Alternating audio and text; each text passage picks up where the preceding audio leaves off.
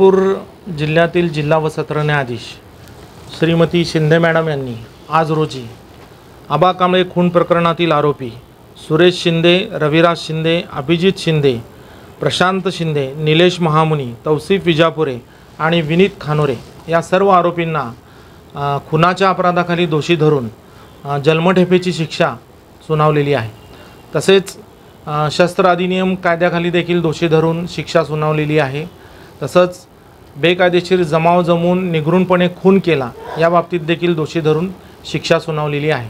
याबाबत थोडक्यात हकीकत अशी की दिनांक 7/7/2018 रोजी मयत आबा कांबळे हा मोबाईल गल्लीच्या समोर त्या ठिकाणी दर्ग्याजवळ उभारलेला असताना सरस्वती बुक डेपोजवळून 2 आरोपी, राज फर्निचरकडून 3 आरोपी आणि या 5 जणांनी येऊन त्या ठिकाणी आबा कांबळेच्या मानेवर सर्वप्रथम वार केला।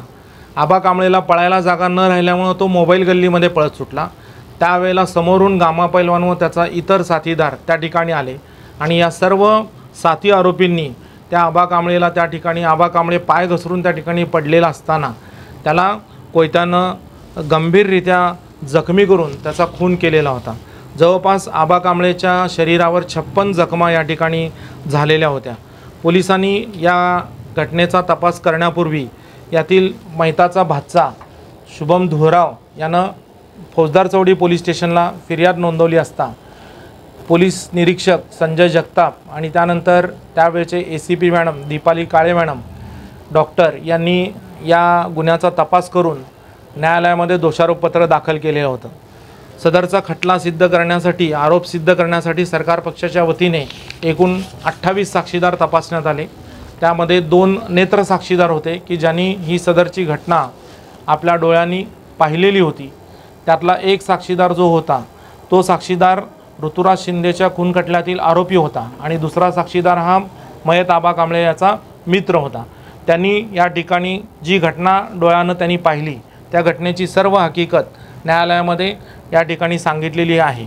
त्याच पद्धतीनं त्या घटनास्थळावरून जे CCTV फुटेज इतर 2 दुकानातून प्राप्त करून घेण्यात आले होते ते CCTV फुटेजेस आम्ही न्यायालयामध्ये सादर केले। त्यानंतर CCTV फुटेजेस आम्ही फॉरेन्सिक लॅबला पाठवले होते की जेणेकरून त्याच्यामध्ये कोणत्याही पद्धतीची छेडछाड करण्यात आलेली नाही आहे। त्याचा पुरावा सरकार पक्षाच्या बाजूने आलेला होता। या सर्व आरोपींना अटक केल्यानंतर आरोपींचे कपडे जप्त करण्यात आलेले होते।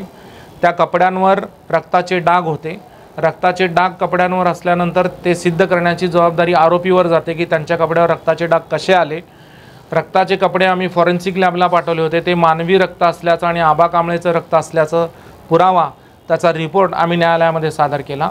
त्यानंतर हे जे नेत्र साक्षीदार 2 आहेत आणि हे सर्व आरोपी आहेत यांचे मोबाईल फोन जप्त करण्यात आलेले होते। तर ते सर्व मोबाईल फोनचे जे कंपन्या आहेत त्यांना पत्रव्यवहार करून त्या आरोपींचे आणि नेत्र साक्षीदारांचे कॉल डिटेल्स मागवण्यात आलेले होते। तर त्याच्यावरून हे आरोपी घटनेच्या दिवशी घटनेच्या वेळी त्या ठिकाणी घटनास्थळावर असल्याचं लोकेशन रिपोर्ट आम्हाला प्राप्त झालेला होता। त्यानंतर दोन्ही नेत्र साक्षीदारांचा देखील घटनेच्या वेळी घटनेच्या दिवशी त्या ठिकाणी ते असल्याचं लोकेशनचा रिपोर्ट प्राप्त झालेला होता। तो आम्ही न्यायालयामध्ये सादर केला। तो सरकार पक्षाच्या बाजूने होता।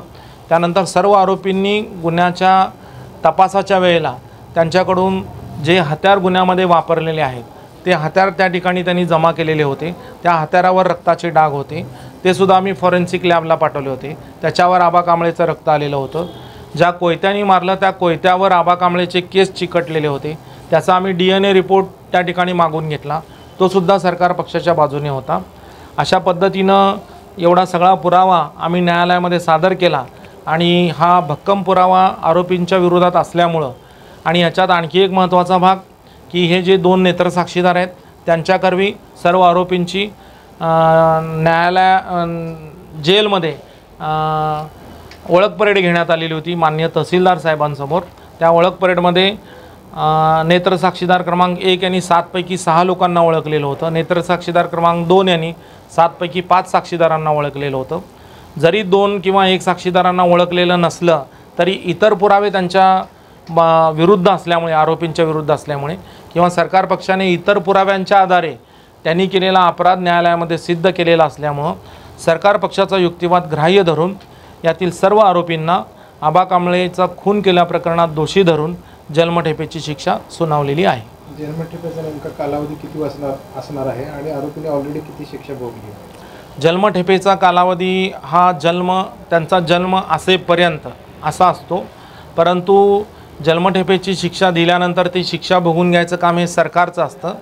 सरकारला या ठिकाणी शिक्षा कमी करण्याचे अधिकार कायद्यानं दिलेले आहेत, परंतु कमीत कमी आरोपींनी 14 वर्ष शिक्षा भोगली पाहिजे. त्यानंतर सरकार त्यांनी जर विनंती अर्ज केला आरोपींनी तर त्याच्यावर विचार करून सरकार ती शिक्षा कमी करू शकतं. जेव्हा न्यायालयामध्ये प्रत्यक्ष निकाल सुनावण्यात आला त्यावेळेला आरोपींचे हावभाव काय होते? आरोपींचे हावभाव म्हणजे त्यांचे चेहरे पडलेले होते आणि त्यांना पश्चाताप होत होता या घटनेचा, असं त्यांच्या चेहऱ्यावरून दिसून येत होतं.